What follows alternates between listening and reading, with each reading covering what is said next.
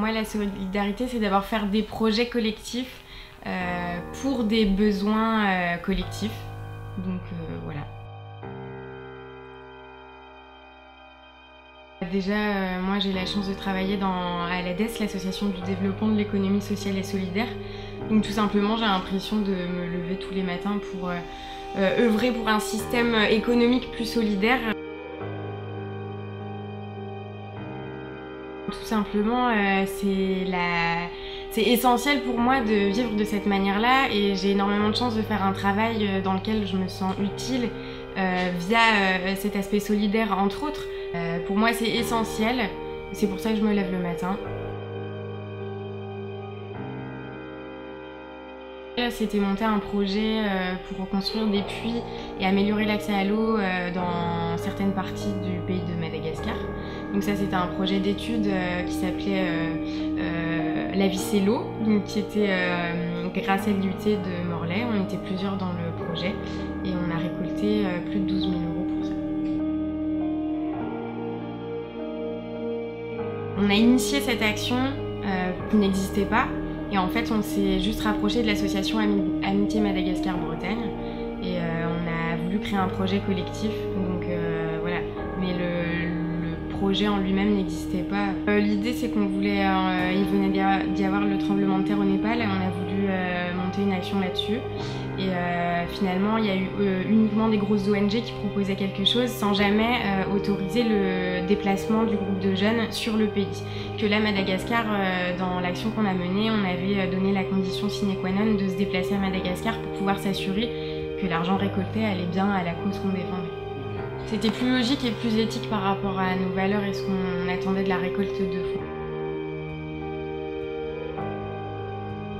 Dans l'engagement, il y a une forme de professionnalisation dans l'organisation des actions, le fait de prendre des décisions collectives, donc que ce soit par vote, par réunion, de se confronter aussi à des contraintes, que ce soit budgétaires ou bien de ressources matérielles et humaines.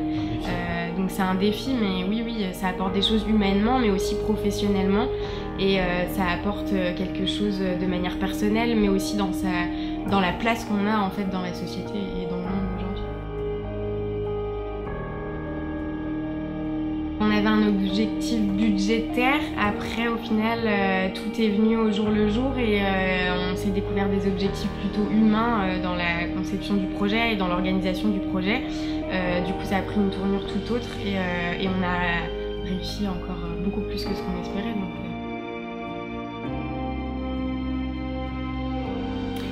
je ne ferai jamais une collecte de fonds humanitaires sans savoir où l'argent va parce qu'il y a souvent on entend souvent des polémiques là-dessus et qui sont justifiées. Pour moi, ça c'est une limite. Il faut que tout soit transparent. Ma limite, c'est à un moment donné si les choses sont opaques et si les objectifs sont pas clairs et qu'il n'y a pas une transparence budgétaire et humaine, pour moi, c'est pas possible. Ça m'a redonné foi en me disant qu'en fait tout est possible et que même une grosse entreprise peut donner parfois 8 000 € pour cette cause-là sans qu'il y ait un réel intérêt pour eux, quel qu'il soit, ne serait-ce qu'en termes de communication et de visibilité. Donc ça m'a appris ça et surtout que en fait quand on a envie de défendre une cause, on peut partir de rien comme nous c'était le cas, monter un projet et au final que ça soit hyper florissant. Donc il faut laisser germer toutes les petites idées.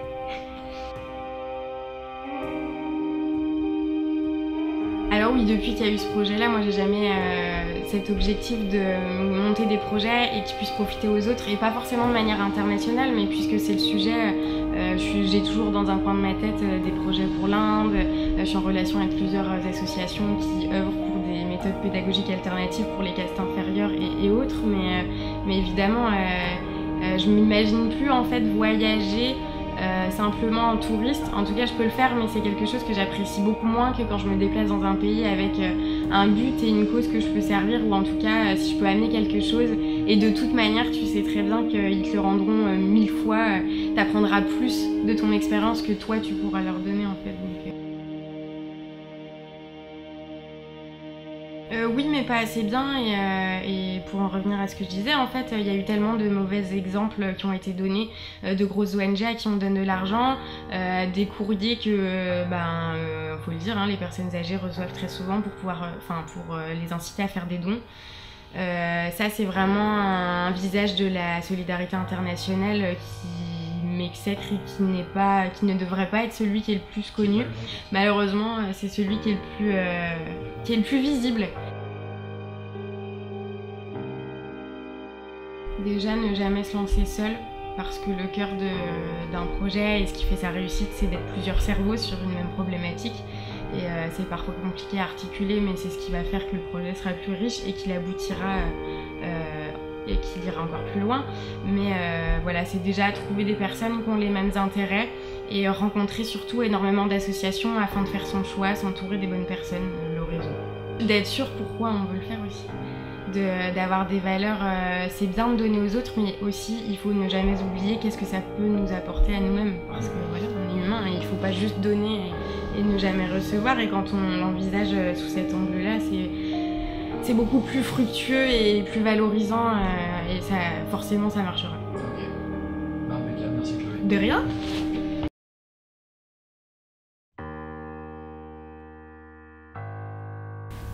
Pour moi, être solidaire, c'est s'engager, mais près de chez soi ou pas.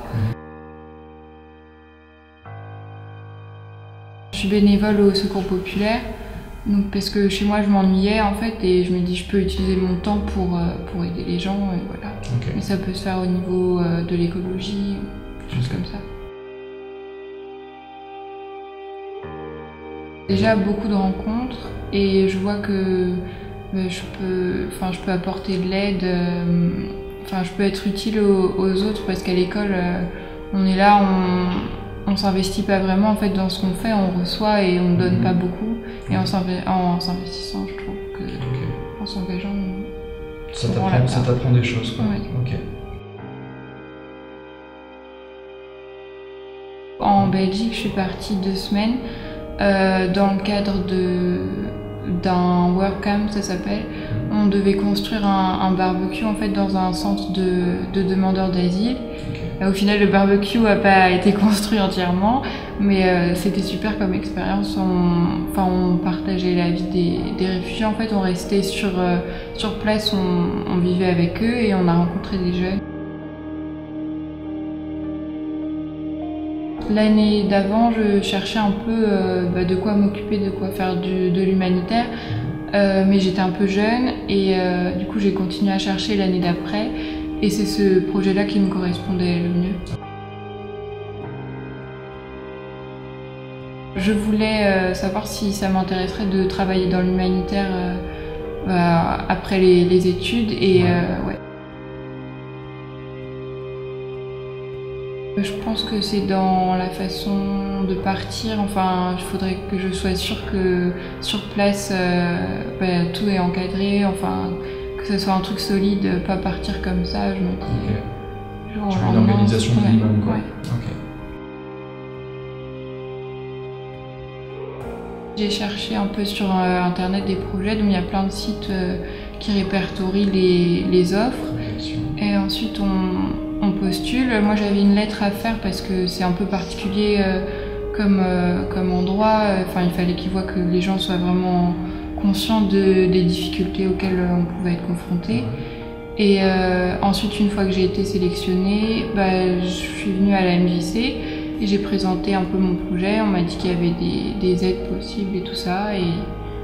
Et j'ai présenté mon projet à les communautés, ils m'ont donné une bourse et mes parents étaient d'accord pour participer un peu. J'ai fait du babysitting à côté et ça a suffi. J'ai eu une bourse de 150 €. Il fallait que je prépare un dossier que j'ai présenté devant quelques personnes. Ouais, mais c'était une conversation, c'était pas un truc formel, non. Et voilà. Okay. Avant le vrai projet, on a eu une journée, une soirée avec plein d'autres jeunes, d'autres projets pour se rencontrer et tout, parce que c'est international du coup. Ouais, okay. Avant d'aller sur le projet, il fallait qu'on apprenne à se connaître un peu. Et ensuite, arrivé là-bas, on dormait tous dans la même pièce. Et donc ça nous oblige à nous connaître. Ça ramène un peu à l'enfance, quand on dormait tous en dortoir et tout. Bon, les conditions, c'était pas du luxe, mais on s'y attendait. Et ensuite, le matin, on devait travailler, mais le temps en Belgique, c'est pas forcément pratique pour faire un barbecue en extérieur. Du coup, on a pris pas mal de temps et au final, on a fait que la dalle parce que creuser, ça prend du temps, surtout qu'on était tous novices. Et l'après-midi, on faisait des activités avec les gens là-bas. Ok. Du coup, je suis sûre que c'est ce que je veux faire plus tard. Clairement. Ouais. Ok. Et comment, je sais pas trop. Et j'ai fait des rencontres super. Je suis encore en contact avec tous les autres qui étaient avec moi. On était 12. Okay. Ça casse les idées reçues sur les migrants et tout ça. Rencontrer des vraies personnes, ça pose un peu les choses. Enfin, on se sent vraiment concerné. Je suis un peu moins timide parce qu'on est obligé d'aller vers les autres. Mais en soi, c'est dur de prendre du recul là-dessus. Ouais, cet été, je sais pas trop encore où, mais je pense que je vais retenter l'expérience.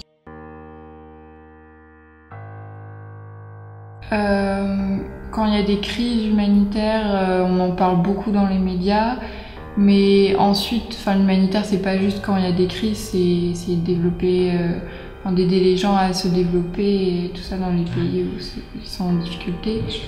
Et je pense qu'on montre pas assez aux gens normaux, qui sont pas dans l'humanitaire, qui peuvent s'engager aussi, quoi. Même sur des petites actions. Non, pas vraiment. Autour de moi, ils savent que je suis partie et je leur ai raconté comment ça s'est passé. Peut-être que certains voudront partir, mais non, je prêche pas la bonne parole. Je trouve que c'est un peu lourd parfois.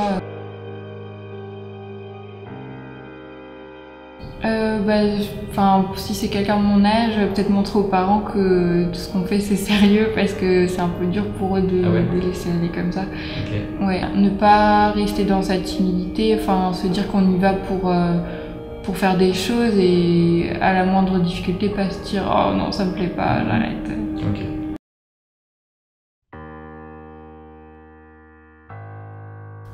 Alors pour moi c'est un petit peu la base, je pense, de la vie en société, tout simplement. On dépend des gens, on doit compter sur les gens, on rend des services. Pour moi, c'est vraiment à la base de la solidarité. Alors comme la solidarité, pour moi, c'est vraiment à la base de tout. On va dire des relations même familiales, c'est des relations de solidarité. Des relations avec les voisins, c'est des relations de solidarité. Donc, on pourrait penser que beaucoup de relations qu'on a sont déjà des relations de solidarité. C'est un petit peu ça mon état d'esprit. Alors, il y a quelque temps, j'ai commencé à m'engager dans des associations qui ont pour but d'aider les réfugiés et les migrants, voire plus globalement les étrangers en situation démunie. Ça fait un petit moment que je suis sensibilisé à ce sujet-là. C'est-à-dire qu'en c'était en 2007, j'étais déjà présent à Lille, et à l'époque, il y avait déjà les problèmes à Calais, c'est-à-dire avec la fermeture du centre de Sangatte et l'évacuation de la jungle. Et on était déjà, il y a quasiment 10 ans, voire plus de 10 ans, on était déjà exactement sur les mêmes problèmes. Au bout de 10 ans, j'avais pas eu le temps encore de plus m'engager dans ces questions-là, mais je me rends compte d'un point de vue personnel que c'est toujours le même problème, et c'est de pire en pire. Donc, de mon point de vue, je me dis, avec la situation actuelle géopolitique et compagnie, avec ce qu'on entend aux nouvelles, les guerres, l'évolution du monde, etc., c'est pas prêt de s'arranger en fait. On va sûrement avoir de plus en plus de gens poussés par les guerres, la misère, le changement climatique, etc., qui vont arriver sur le territoire. Donc, moi je me suis dit, il faut... j'ai un espèce de devoir à essayer de faire que ça se passe bien, quoi. À mon humble échelle, comment essayer de faire que ça se passe bien, c'est-à-dire comment bien les accueillir en fait. Et Et donc une fois qu'on se dit ça, une fois que je me suis dit ça, je me suis orienté vers des associations qui travaillent dessus depuis déjà un petit nombre d'années, parce qu'il y a beaucoup de gens qui sont engagés sur le sujet déjà depuis très longtemps en fait.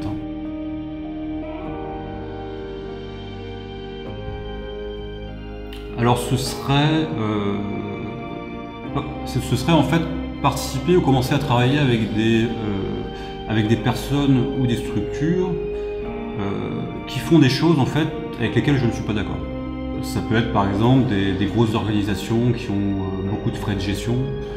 D'un point de vue personnel, moi je préfère m'engager dans des petites structures locales d'aide humanitaire que d'aller m'engager dans des grandes.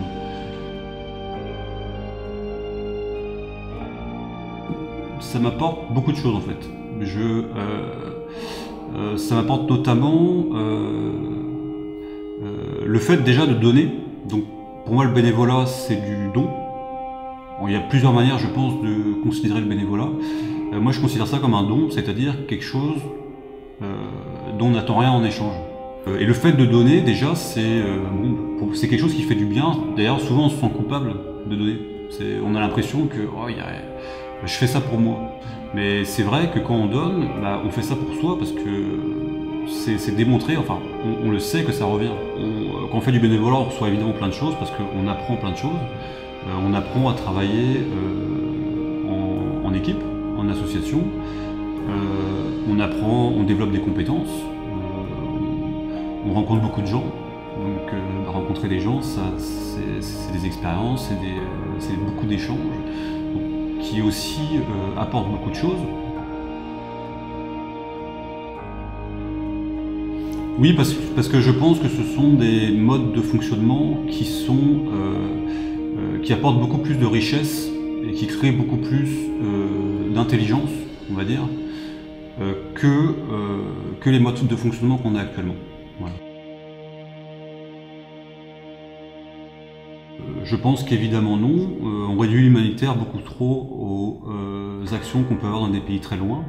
Donc souvent l'action humanitaire c'est une action lointaine de nous. Il faut qu'on se rende compte que l'humanitaire est dans notre voisinage. Par exemple l'expérience de vie des sans domicile fixe c'est de 49 ans. C'est moins que l'espérance de vie dans les pays du tiers-monde. Donc voilà. Je parle de ce que je fais et j'essaye de motiver les gens que je rencontre. Je pense que ce sont des démarches relativement personnelles et que le bénévolat c'est pas de l'obligation. Hein. Il y a une notion vraiment, le don c'est pareil, c'est pas une obligation. Il y a une notion de volontariat. Donc j'ai tendance à ne pas en parler tout le temps. Par contre, quand je fais les actions, je suis amené évidemment à rentrer en contact avec beaucoup de gens et c'est là souvent qu'on arrive à transmettre ce qu'on fait. Moi, le conseil que j'ai envie de donner, c'est de faire ce qu'on a envie en fait. Il y a beaucoup de formes d'action humanitaire différentes. Encore une fois, moi, si je promeux l'humanitaire local, c'est plus parce qu'il est déficitaire dans les médias, on va dire.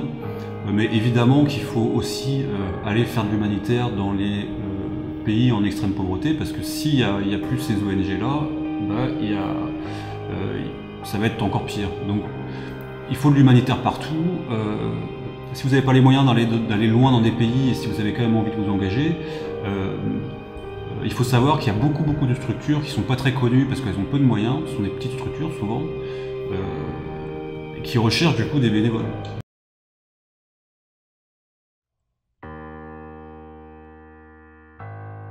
Entraide et émancipation. C'est aider les autres, mais dans le sens pas aider les autres et faire à leur place. J'essaye déjà dans mon rapport aux autres d'avoir un rapport bienveillant et que ce soit dans mon travail ou dans la vie de tous les jours, d'essayer de pas justement qu'il y ait cette notion de supériorité ou de... Et je pense que justement plus on est soi-même bienveillant avec les autres, plus ça va dans le sens et que... quand plus on va vers le monde, plus le monde va à soi, et ça rayonne aussi dans l'autre sens, et du coup ça donne plus on rencontre des gens, enfin c'est un cercle vertueux quoi.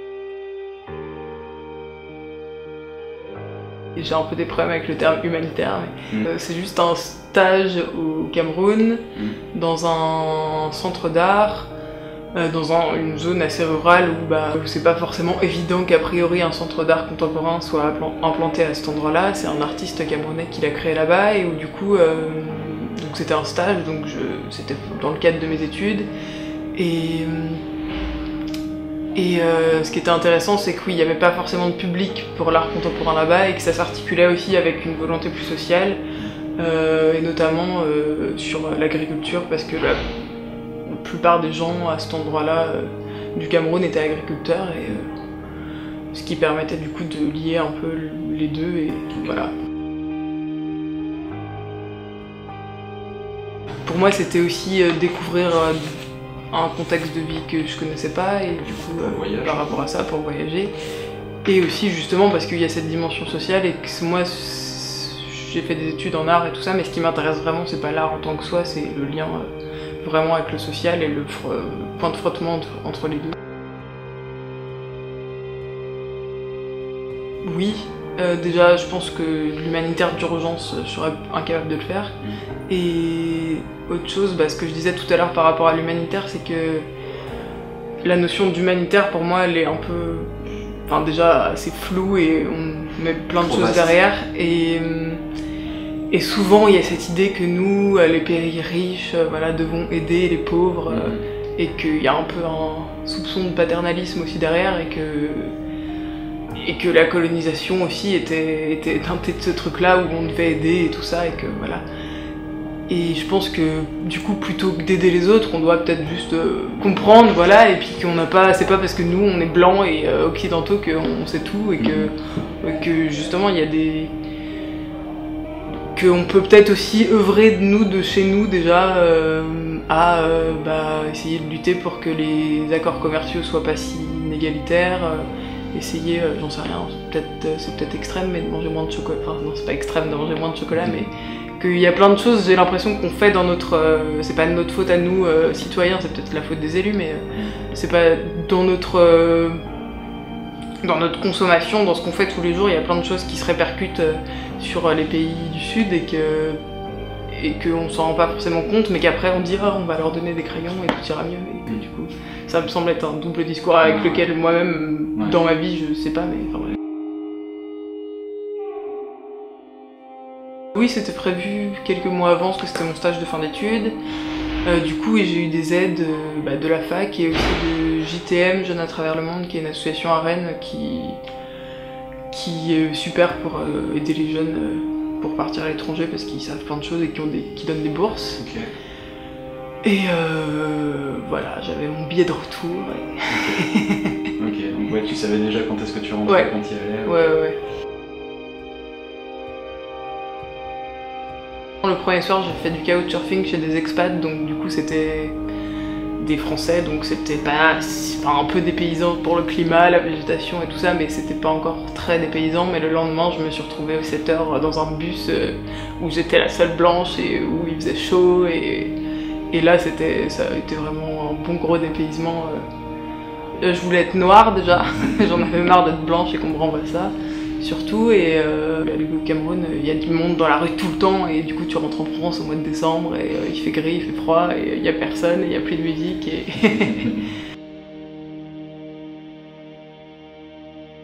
Au retour, je me suis dit, il faut que ça change quelque chose. C'était il y a 2 ans déjà. Il faut que ça change quelque chose, faut qu'au quotidien je change plein de choses dans ma vie et tout ça. Et oui, je pense que ça crée des choses dans sa tête, mais après c'est vrai que c'est pas forcément, enfin on revient, on a des poils, c'est ça, et qu'on a envie que l'expérience perdure. Non, mais je me dis toujours que je vais y retourner. J'ai vu une annonce pour un travail à Yaoundé il y a 2 jours, et je me suis dit est-ce que je postule ou pas, et voilà. Et puis d'autres endroits, enfin ça donne envie d'aller voir ailleurs encore et encore.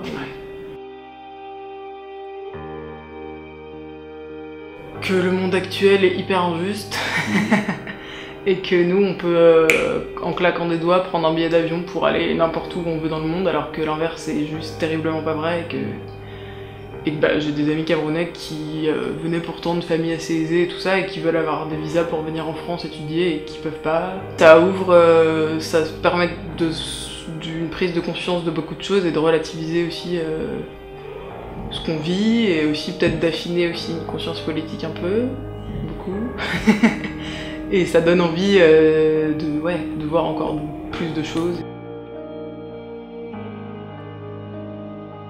Ouais, je pense que oui. Des projets ou des... Pas des projets précis, mais disons qu'au Cameroun, dans l'art contemporain, en France, il y a déjà énormément de choses et tout, alors que là-bas, les artistes, c'est une lutte même le fait d'être artiste, c'est une lutte quotidienne politique énorme, et du coup, il y a des milliards de choses à faire, et voilà, ça me ferait plaisir de contribuer un peu à ça, même si je pense que c'est sur place que les choses qui sont plus précieuses. Peut-être pas dans le sens dans lequel... Ta version de l'humanitaire, est-ce qu'on en parle assez pour toi ou pas? Non, je pense pas. Pour moi, peut-être c'est le fait qu'il y ait des inégalités énormes entre les pays du Nord et du Sud, et qui soient liées à des intérêts politiques et économiques, non, on n'en parle pas assez. De justement pas partir en se disant qu'il va aider les gens, et avec une impression de toute puissance, mais de toujours garder en tête ce que soi aussi on en retient, et pour qu'il n'y ait pas un déséquilibre, et que ce qu'on donne autant qu'on prenne aussi, et je pense que c'est important de